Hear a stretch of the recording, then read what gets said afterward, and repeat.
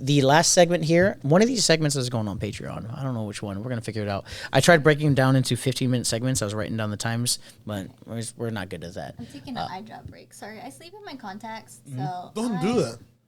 Yeah, that's really bad, right? I get told every day. And this is after I had a retinal detachment, and I had surgery to fix it. And this is while I was pregnant, before I started at this bar, Louis. So yes, I'm really kind of close. The only detachment I have is when my girlfriend talks. So I get that. Kidding. I'm sorry. I love you, baby. This is one of the first episodes. Where's the air horn? The one that says air horn. Okay. See, I didn't know it was this. Sorry, Okay. I had to go to that one. Guys. Totally cool. All right, so this is the last segment, the segment we do for every single one, which we do not have a drop. We'll figure it out. One day we'll have a drop. We're only on 19 episodes. This is bar enemy, bar friend. I have to look because it used to be bar friends, bar enemies. Then I got drunk and ordered the sign and got it backwards. Berto hasn't brought it up in like 10 episodes, and I appreciate that. I think it works. I got used to it. I watch Bar every enemy, episode. bar friend, right? I watch every episode. Nice. That was one of the questions where I was like, pull up your phone, see if you subscribed. But, I am. Yeah, Jess gives really good feedback. As you can see, she gives all the questions. Which is weird because our algorithm on YouTube says we have no female subscribers. It says we have 100% men. Oh, yeah. Yeah, it's weird. So Don't assume her gender. That's fucked up. Don't assume her gender. well, maybe whatever VPN you're using or the IP address you're using is what's that? Okay, that makes addressed sense to a man. So they do pay the Yeah. bills. So. All right, cool. This is Bar Enemy, Bar Friends. We're going to ask you a few, if not a lot, of questions that have to do with this service industry. Okay. Now, you do not have to be somebody who works in a bar. You just happen to be for this episode. So they're a lot more pointed and pointed towards, how you work in your style of work, whether it be, shitty style, brunch style, kung fu style. We're going to figure out whether or not All you're... of the above. All of the above, yeah. And that kung fu one really hit. So... we got these questions for you. Berto, I know you got more questions because this isn't just the master list. This is what I was trying to figure out today. What is the first thing you notice walking into a bar? Oh, I would say the clientele.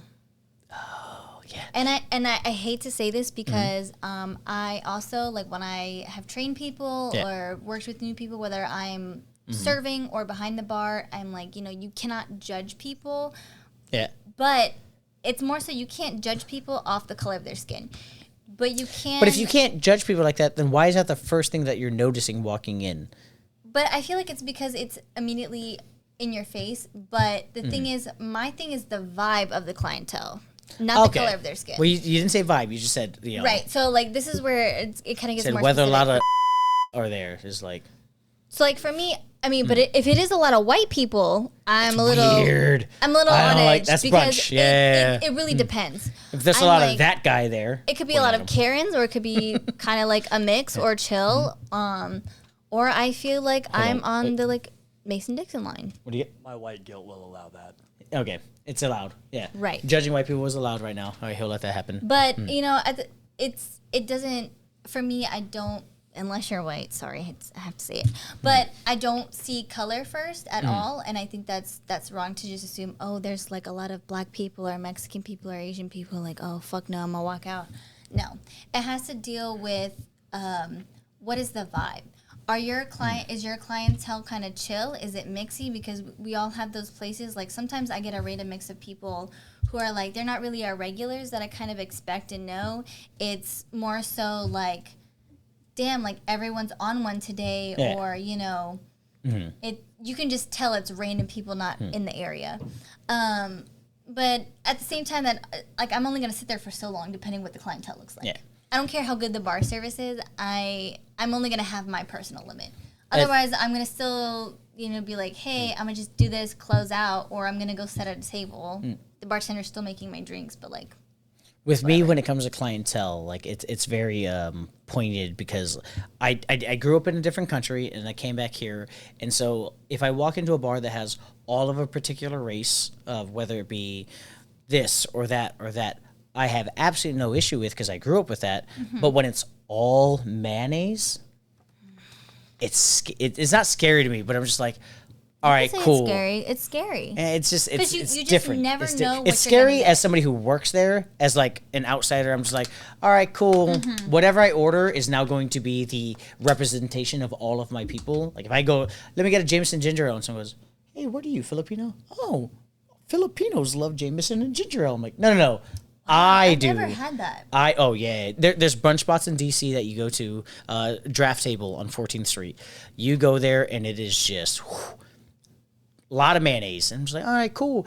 And then you become the representation of what you are the moment you walk in. Because I hang out with a lot of mixed people, and so like my brother Clay, he comes in there and he orders whatever he orders. It's a Jameson ginger ale as well. And they're like, oh man, black people love Jameson ginger ale. I was like, no. He likes Jameson ginger ale. Stop the mixed representation. That love Jameson ginger ale. No, yeah, I'm saying it's not denotive to a race, Right, but when you it's walk crazy. into a room full of mayonnaise, I mean, but that I mean, so here's the thing. you have to I feel represent your race, and I feel it's like so it's harder terrible. for me because I'm a girl, one. And two, like, I drink Hennessy. So I already get shit for that. And they're just like, I don't understand why you, like, drink that shit and things like that.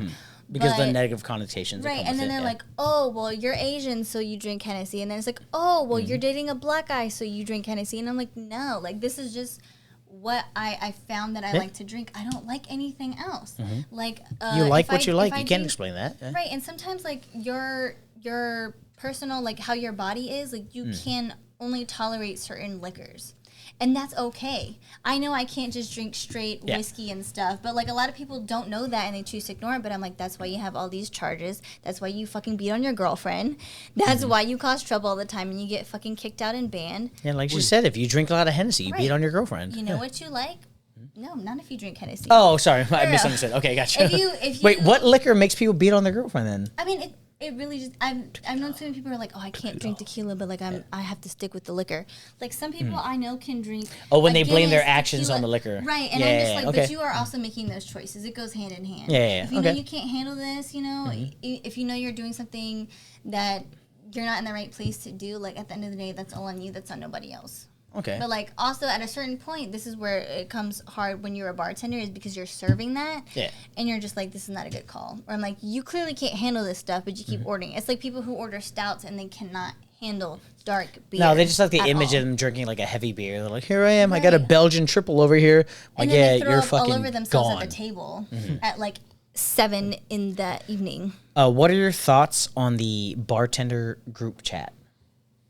I love bartending group chat. It's so I don't toxic. care what's It's so going toxic. On. It is so toxic. But I feel like it depends who you're working with too. Like I've had a decent enough mix when it comes to age, whether I've been the youngest, in the middle, or what. But I think it just depends who you also have in the group chat and how you address it. Like some people, you're just kind of like, hey, this is getting out of hand. Like it's whatever. And even in the server group chats that I was in, those are the ones be fucking popping. I'm still in one. Oh, I was about to say, because the bartender group chat anymore. is a lower number when it comes to a restaurant. There's always a lot more service. So but it also depends on your bartending crew. Is most of your bartending crew gonna like want to get shit done and still cares, but also we're gonna joke around and like this might be kind of sour of a topic or what? And I feel like that's kind of like okay. What's What's the best advice you have for a new bartender? Be confident. This is something that I've struggled with for a while because faking confidence is hard. Though. And it is very hard because you gotta own it. If you don't know, just say you don't know. Like if you can't fake That's it till you advice, make it to the sense of like where you're like, oh, I could sell anything. Like I know I don't have that power. Yeah. And they can see it off the bat. But I'm like, I don't know, but we're gonna find out together. Or like if someone didn't tell me, oh, there's a price change or we added something new to the menu, I don't know, but we're gonna find out together. And I'm gonna let you know because that shows the customer, hey. This person doesn't know, but they're gonna find out for me, and they're gonna tell me, and we're gonna go off from there. So they're gonna do more than just be like, okay, yeah, we have it, and then it just comes out like, oh. A really big thing, a difference between like servers and bartenders is like, as a bartender, when you have that relationship with your guests, whatever you guys are going through, you're kind of going through together. Right. Where like if you learn something, if you have new specials, like we have this all the time. They bring on a special and I have no idea what it is. I'm like, hey, I'm gonna go find out. Let's go learn this shit together. But as a server, like if it feels like you're enforcing it on the guests when they're like, hey, can I get this because it's on happy hour? Like, let me go find out. Actually, no. It feels like you're more of just like saying, hey, no, I can't do this. But as a bartender, you're more like, hey, we're on this boat together. We're both fucking trying to head towards Drunkville. But at the same time, I feel like part of that from my experience is with servers, they don't always care to go out of their way to find out. Yeah. And that's something that I've told them. I said, if you want to be good at your job, I'm like, don't go overboard and do more than what you pay for and more than what you care about Yeah. your job. But if you want to increase your money and be good at that stuff, you need to do a little bit of research on your own and find out how things work. That's how I got better at my job. That's how I got into bartending. That's how I'm still keeping up with my bartending and still trying to improve, is because if I don't know, I'm going to find out, and then I'm going to do better the next day and the next day and the next day. But some servers, they just don't give a fuck. And I'm like, you can't even grab ice during your shift and it's slow. So, like, do I really give a fuck? No. No. It's your money, not mine. Yeah. No, not at all. Yeah. How do you feel about seeing or experiencing racism from a bartender as a guest? It's happened before. So sometimes, like, when I have been out with my current boyfriend, this was like back when we would just be going out, like, and I've heard about times where we weren't even together and he was just out, and I'm like, yeah, no, that's definitely a thing. Yeah. And I'm like, I really hate to, like, say it, but, like, I've seen it before, coming mostly from servers. We're saying he wasn't noticing that and you had, like, point out? I think he just didn't really Or was just used to it at the time? But I was like, that's definitely a thing. Like, I've had certain bartenders that I was working with that's like, oh, no, I don't want to serve them. But I'm like, okay, but if you're fine hanging out with me and my boyfriend, what's stopping you from serving another black person? This is what I don't fully understand. I'm like, it's different if a person is just annoying or just rude off the bat, or you think he's kind of weird. Like, okay, that's a different thing, but you're judging someone based off of how they look is... I don't fuck with that. But at the end of the day, I'm like, okay, if you're not fucking with it, like, I'm going to go ahead and take care of that person. Because at the end of the day, like, most places I worked with, you split tips anyway, so it's our money. I'm not going to have you fuck up our money. Okay. So it's whatever. Like, shit's going to get done. But I've had times where, like, I've come up because I'm also, like, a girl that sometimes works in my favor. Yeah. But even if I do the telltale signs where, like, I have my card out already, I just want to close out, or I'm starting a tab or whatever. Like, I've been to places where they're like, oh, well, we only take care of white clientele first, because I'm at, like, fucking PBR, for example. Yep.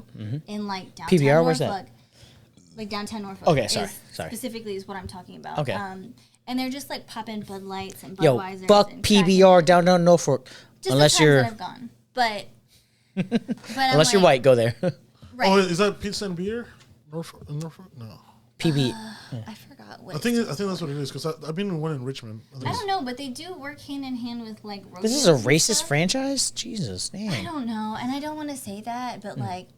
It's cool. You don't work there. They're also not watching. You have to realize this. Yeah, no, it probably won't. Oh, But- PBR well, is there's pizza and beer. Oh, I didn't know that. No. You gotta look up the Hampton one, because... No, yeah, I'm trying to find this one in Hampton, because I've been to the one in Richmond. Pizza Beer Richmond. But I'm talking about PBR. They're like the people who are, like, going out to rodeos and stuff like that. Yeah. Like, they have the mechanical bulls and everything. Oh, Hell yeah. And I'm not saying that that's a direct reflection on the company, because I've never been to all locations. Like, there's one in Hampton that was there before the Norfolk location, and I've never been to that one. But when I've gone, like obviously if you're military, you're gonna get a go in. Yeah. That's like a huge thing in the 757. And if you're obviously white, or if you obviously have, like, country vibes, you're gonna get served. But if you don't kind of fit that, like, narrative. yeah, they're gonna be like, oh, I'm gonna make you wait. But I'm probably gonna tip more than the 10 people next to you combined. Just saying. They also don't know that, but Right. yeah, But I get that. Yeah. this is where you have to pick and choose your battles. Like, Okay. I know sometimes it's kind of like, I know that person is probably going to be more patient waiting for me versus, like, these 5 that I'm dealing with on top of the other 3 things I have to handle. So I'm like, hey, I'm so sorry. Like, I acknowledge them, and then I have to come back, kind of thing. Like, Gotcha. maybe they can wait for me to clear this space because we're fucking slammed. And then, you know, it's whatever, and they're totally fine. And sometimes it fucks with money, sometimes it doesn't. But it's better than giving all your attention to the bitches that don't fucking tip, that are talking shit to you all the time. And it's like, I don't get paid enough. I don't care how much anybody tips. I don't get paid enough to deal with that shit. Yeah. And you don't deserve a damn thing from me. What do you think about sleeping with managers? I could never. You see it happen a lot, though. I do. I have seen it happen a lot. But at the same time... How do you feel about when somebody gets a benefit from that? Do you call that person I call out? them out because at the same time, I'm like, you know, I do my shit besides the fact that I'm late.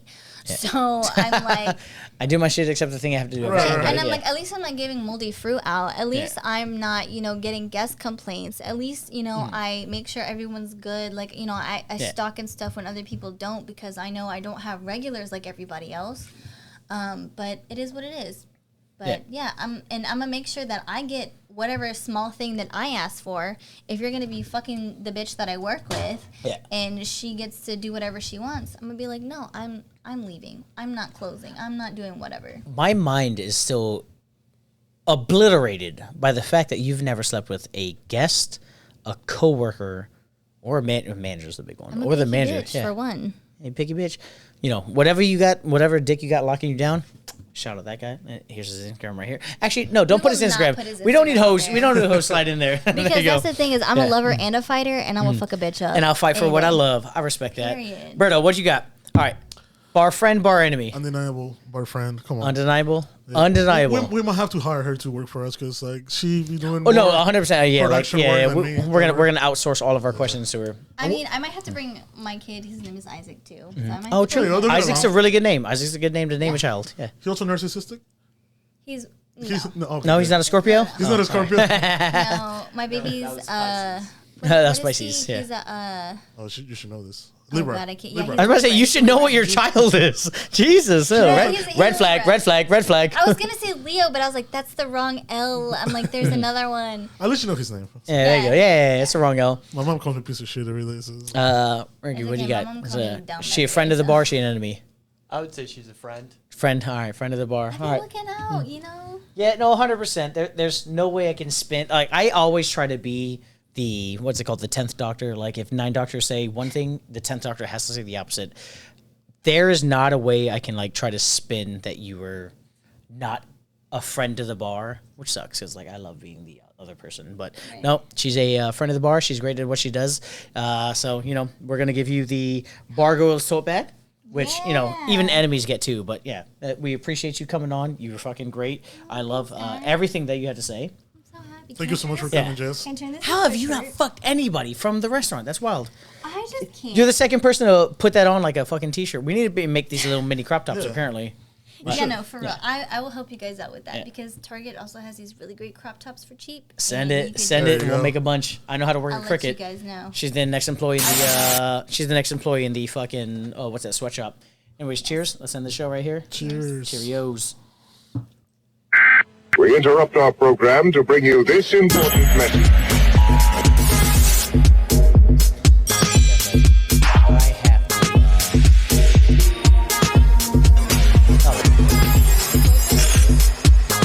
It's really not that big of a deal. I just like throwing shade.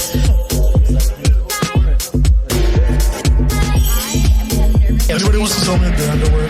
Females, no males.